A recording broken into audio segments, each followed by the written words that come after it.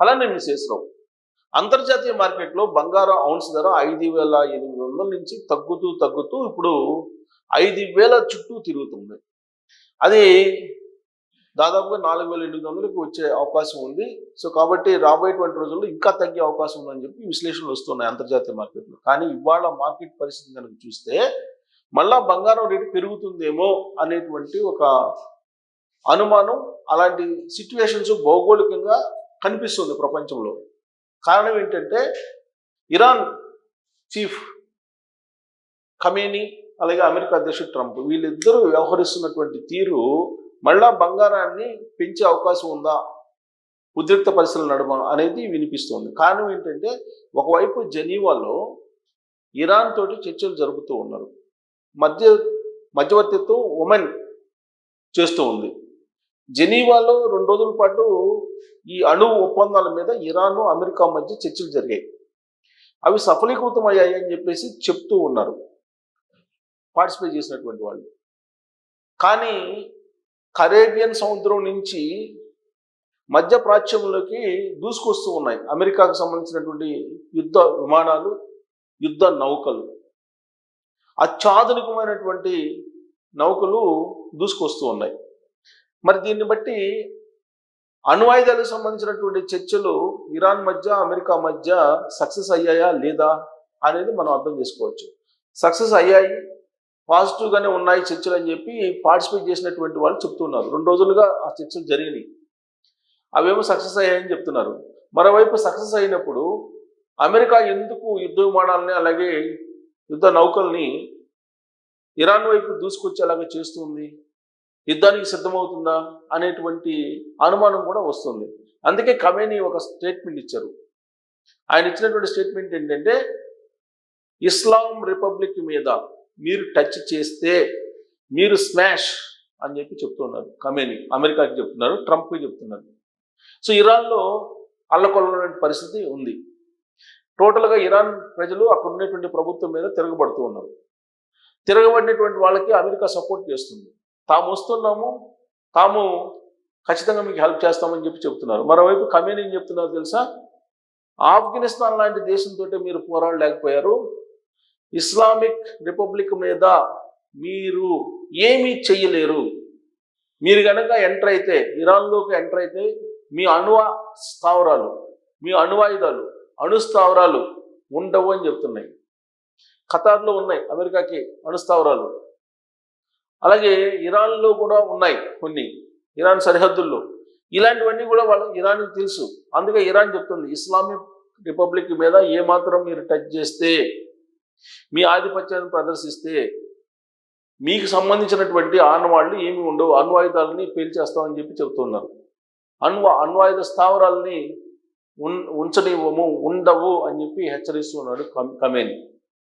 కానీ వెనిజులాకు సంబంధించిన అధ్యక్షుని కిడ్నాప్ చేశారు అప్పుడు, మాదురోని. ఆ కిడ్నాప్ చేసినప్పుడు అమెరికా ఉపయోగించినటువంటి యుద్ధ నౌకని ఇప్పుడు ఇరాన్ సరిహద్దుల్లోకి తీసుకొచ్చింది. అంత పవర్ఫుల్ యుద్ధ నౌకని తీసుకొచ్చింది అని అంటే బహుశా వెనిజులా అధ్యక్షుని కిడ్నాప్ చేసినట్టు ఇరాన్ అధిపతిని ఖమేనీని కూడా కిడ్నాప్ చేస్తారా అనేటువంటిది కూడా వినిపిస్తుంది. వెరసి ఉద్రిక్తమైనటువంటి వాతావరణం మళ్ళీ నెలకొంది. ఒకవైపు రష్యా ఉక్రెయిన్ మధ్య చర్చలు నడుస్తున్నాయి. వాణిజ్య దానికి సంబంధించినటువంటి ఆంక్షలను ఎత్తివేయాలి రష్యా మీద అనేది అమెరికా ఆలోచిస్తుంది. అంతర్జాతీయ వాణిజ్యాన్ని కనుక డాలర్స్లో చేస్తే ఆంక్షలు ఎత్తేస్తామని చెప్పి అమెరికా చెప్తుంది. ఆ 2 దేశాల మధ్య సంప్రదింపులు జరుగుతూ ఉన్నాయి. మరోవైపు యుద్ధ వాతావరణం ఉంది.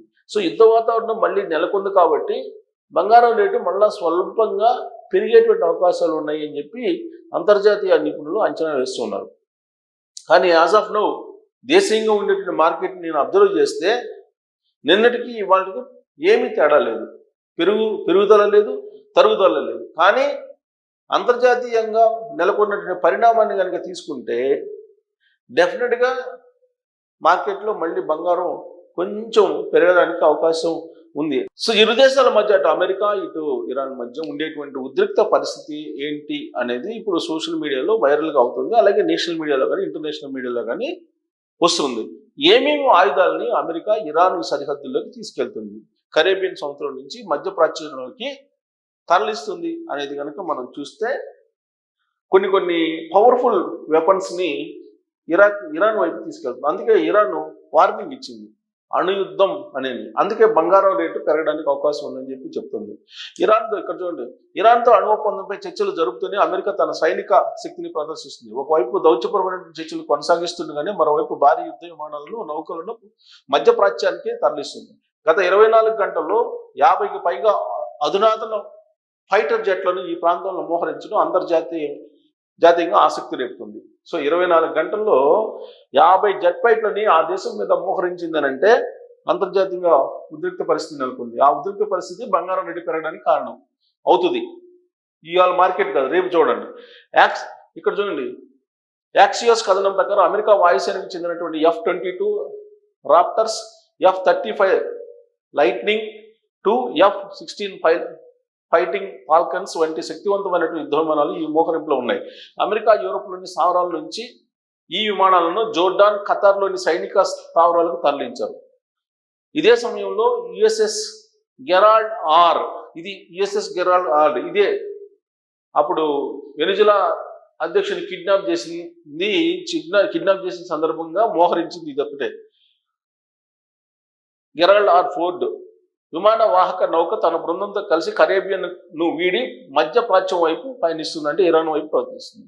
స్విట్జర్లాండ్లోని జెనీవాలో అమెరికా, ఇరాన్ మధ్య అణు ఒప్పందం పైన 2వ విడత పరోక్ష చర్చలు జరిగిన నేపథ్యంలో ఈ సైనిక మోహరింపు జరగడం ప్రాధాన్యత సంతరించుకుంది.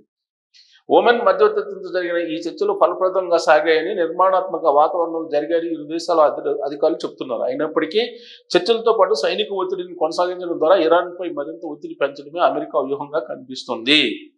ప్రస్తుతం యుఎస్ఎస్ అబ్రహం లింకన్ యుద్ధ నౌక ఈ ప్రాంతంలో ఉండగా ఇప్పుడు గెరాల్డ్ ఆర్ ఫోర్డ్ రాకతో అమెరికా సైనిక బలం మరింత పెరగనుంది. రాబోయే 2 వారాల్లో ఇరాన్ నుంచి ప్రతిపాదనలు అందాక తదుపరి చర్చలు జరిగే అవకాశం ఉంది. ఇది సో ఇప్పుడు ఇరాన్ వేసేటువంటి అడుగును బట్టి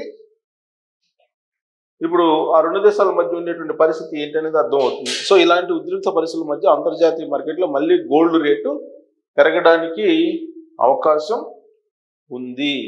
కాకపోతే గోల్డ్ మార్కెట్లో ఇవాళ నిన్నతో పోల్చుకుంటే ఎలాంటి మార్పు లేదు. అంతర్జాతీయ మార్కెట్లో మనకి నిన్నటి వరకు వినిపించింది ఏంటంటే